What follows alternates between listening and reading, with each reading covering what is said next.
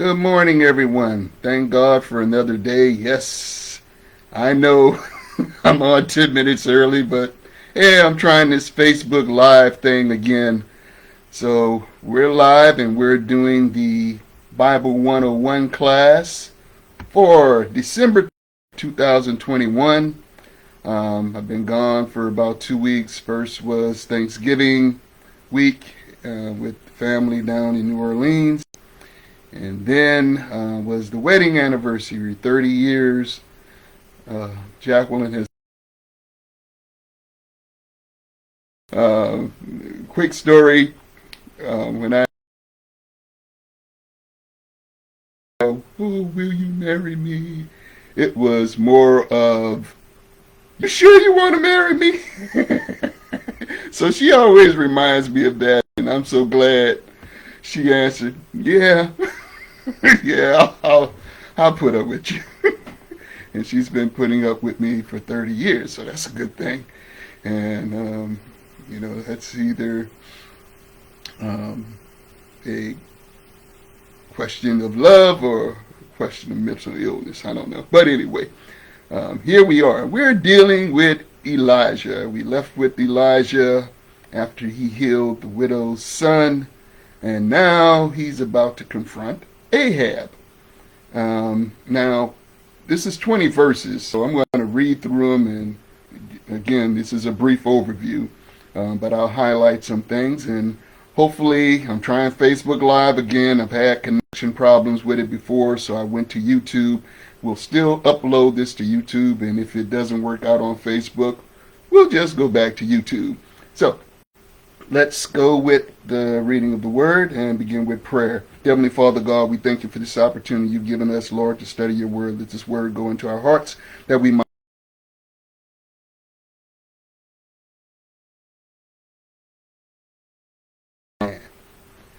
Okay, so as I said, Elijah is about to confront Ahab. Remember, the drought has been going on, and now Elijah has started to come out from the preservation to the interaction, and now to do the work of God. So, verse 1 of the 18th chapter, and it came to pass after many days that the word of the Lord came to Elijah in the third year, saying, Go and show thyself unto Ahab, and I will send rain upon the earth. And Elijah went to show himself unto Ahab, and there was a sore famine in Samaria. And Ahab called Obadiah, which was the governor of his house. Now Obadiah feared the Lord greatly. For it was so, when Jezebel cut off the prophets of the Lord, that Obadiah took 100 prophets, and hid them 50 in a cave, and fed them bread and water. And Ahab said unto Obadiah, Go into the land, unto all the fountains of water, and unto all brooks peradventure.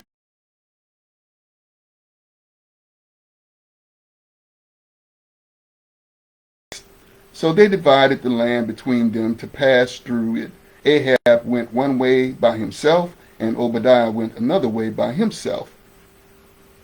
And as Obadiah was in the way, behold, Elijah met him, and he knew him that fell on his face, and said, Art thou that my lord Elijah? And he answered him, I am. Go, tell thy lord, behold, Elijah is here. And he said, What have I sinned, that thou wouldest deliver thy servant into the hand of Ahab to slay me? As the Lord thy God liveth, there is no nation or kingdom whether my Lord have not sent to seek thee. And when they said, He is not there, he took an oath of the kingdom and nation that they found thee not. And now thou sayest, Go, tell thy Lord, behold, Elijah is here. And it came to pass, as soon as I am gone from thee, that the Spirit of the Lord shall carry thee whither I know not. And so when I come and tell Ahab, and he cannot find thee, he shall slay me from my youth. Was it not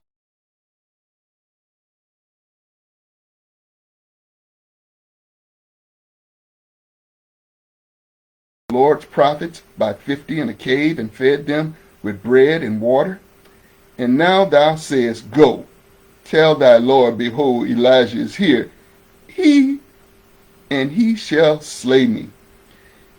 And Elijah said, As the Lord of hosts liveth, before whom I stand, I will surely show myself unto him today. So Obadiah went to meet Ahab and told him, and Ahab went to meet Elijah. And it came to pass, when Ahab saw Elijah, that Ahab said unto him, Art thou he that troubleth Israel? And he answered, I have not troubled Israel, but thou and thy father's house, in that ye have forsaken the commandments of the Lord, and thou hast followed Balaam. Now, therefore, send and gather to me and the prophets of Baal,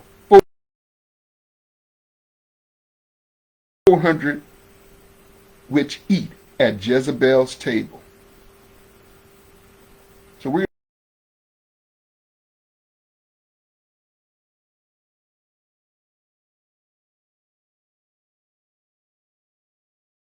to Ahab. Remember, Ahab wants to kill Elijah. They have made the worship of Balaam and Asherah a national religion. In other words, they're taking the religion of the Phoenicians and Lebanese and brought it to Israel as a way of consolidating both those countries, the kingdom of Tyre, which is pretty much Lebanon, and the kingdom of Israel, the northern Israel, to make a truce. And remember, what was going on above them was the Assyrians were conquering land, so they were trying to consolidate what they had. Remember, Judah had consolidated with Egypt, with the marrying of one of the daughters of Pharaoh to Solomon, and then the marriage again of intertwining both the house of David with the house of the Pharaoh of Egypt. So understand, what's going on here. So you have a problem, a bigger problem in the northern kingdom, because they had completely changed their religion and was seeking to kill the prophets of God. So God is telling Elijah, and this is in the third year.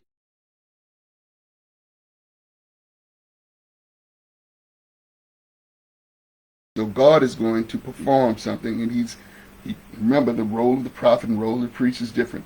The prophet gets the message and then turns back to the people. The priest faces the people and gives the message to God, and he intercedes for the people, i.e. Jesus typology. So Elijah then is going through Samaria. Now Ahab, of course, you got to remember who Ahab is. He's all about him. Now, he's not looking for water for his people. Hint, hint.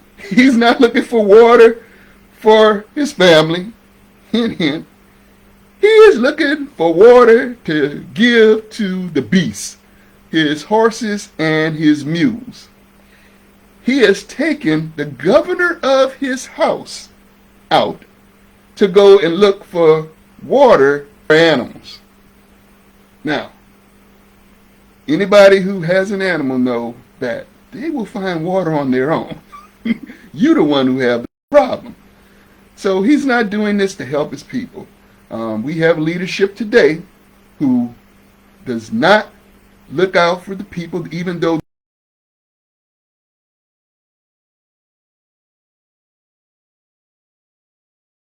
political leadership, but they do not look out for the people. They're worried about the three main people in their lives.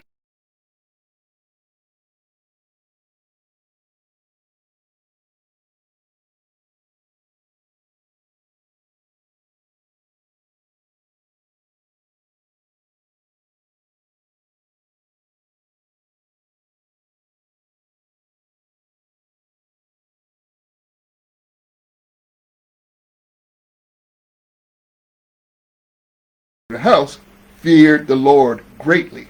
So we always misinterpret when things,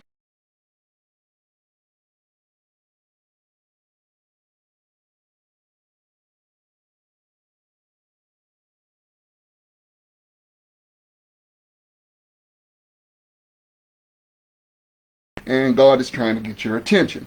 So this famine is very similar to the pandemic. So here we get this strange impression in our minds, and we get into that three-person thing, me, myself, and I, thinking that we're the only ones going through this, and God doesn't have somebody working in the leadership that's going to take care of us. Remember, Jesus prayed for us in the Garden of Gethsemane, for those who were to come, take care of them. So you got to trust God. If you trust God through this, it's going to work out. Trust me, it's going to work out. I know it's hard. You have doubt. That's fine. But, help my unbelief. So here we have,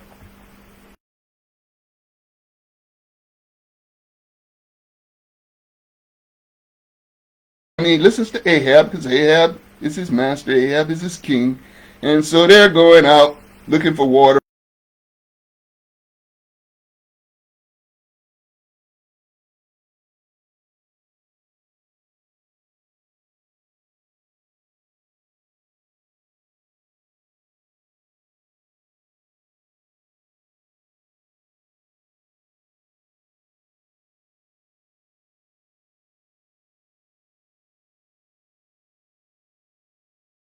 Up until I'm sent back and give the word of God. And he and Jezebel and everybody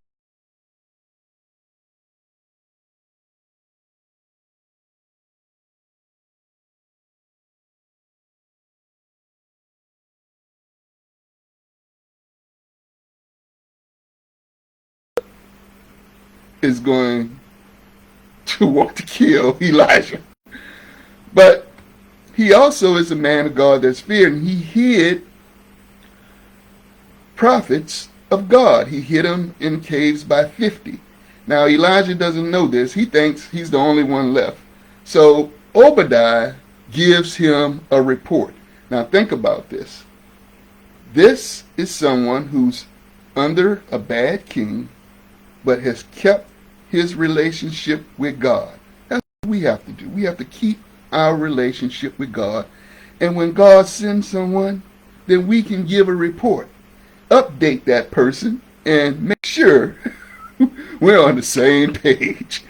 Do you know what's going on here? So that's what Obadiah does. He, in verses,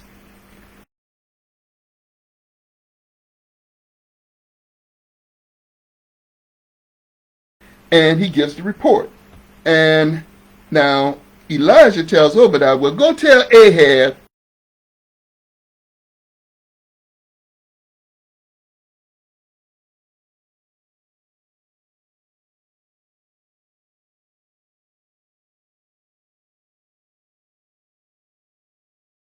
acting other countries and say, if you see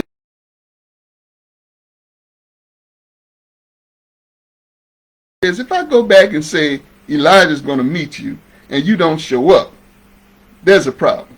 Now, also, we see in verse 12 something very important. It says, and it shall come to pass. Now, this is Obadiah speaking. Obadiah speaking. He's saying, it shall come to pass as soon as I am gone from thee, that the Spirit of the Lord shall carry thee whither. So, guess what? That's significant because the people know what happened with Elijah. Remember, they were trying to kill Elijah, but the Spirit of God took him away. Took him and preserved him with the brook and the cave. Remember that part? All right. So, Obadiah knows this.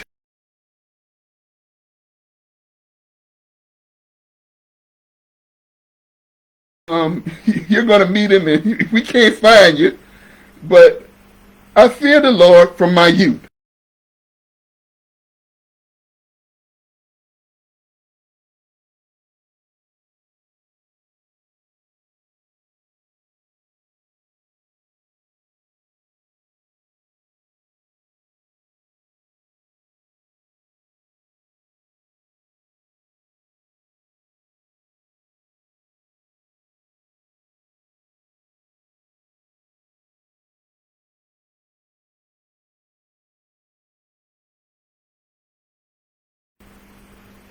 God has given the word to Elijah, and Elijah is looking for you. God has given the word to prophets, and the prophets are looking for you. We've said something was coming. Many people spoke. This was going to happen. You can't go wailing your arms at God. We had leadership doing that, trying to fight God. Their arms are too short, and God was going to take care of this. Here we are. This is that clear. So it's very important when we read the word of God, we translate what's going on, because then we can know how to deal with it. So Obadiah went to meet Ahab and told him, and Ahab went to meet Elijah. Big difference. God is in control now. God sent Elijah to talk to Ahab.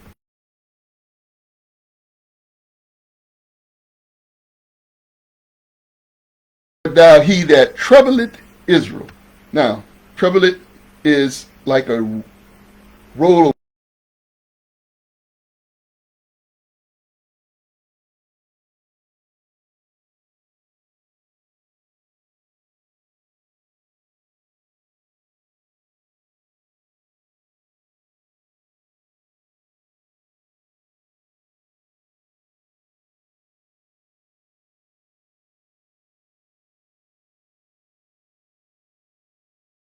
against God that worship idols, basically Baal and Ashtaroth. And I explained that in the previous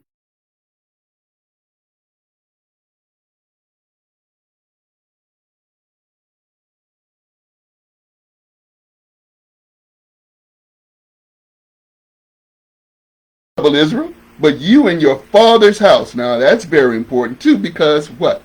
We talked about how sin comes in, and then it's what? Learned behaviors. We repeat learned behaviors, but we can change that. Remember, it's not anymore of the children as they sleep on sour grape. That's no more. We have an out.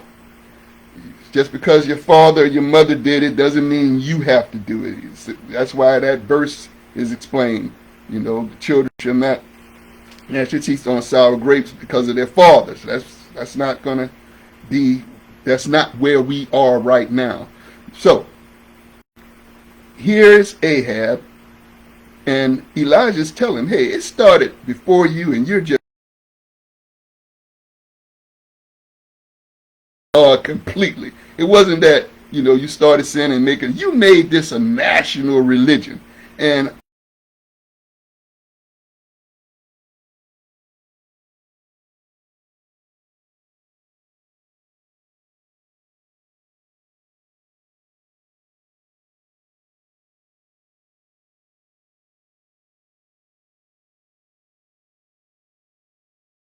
unto Mount Carmel. Now this is in Palestine, and it means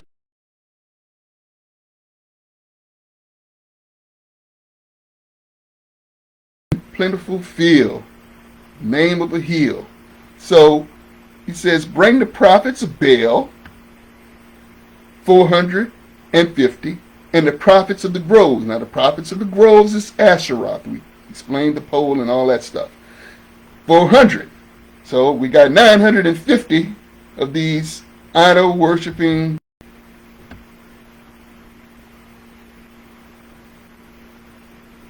people.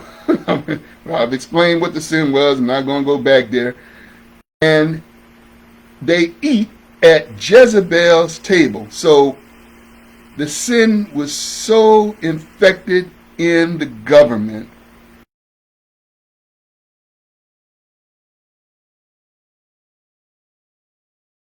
We're actually eating at the king's table. Now, I'm not going to go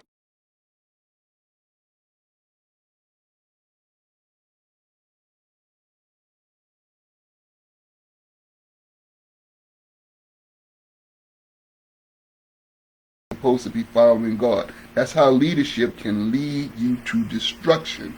That's why we need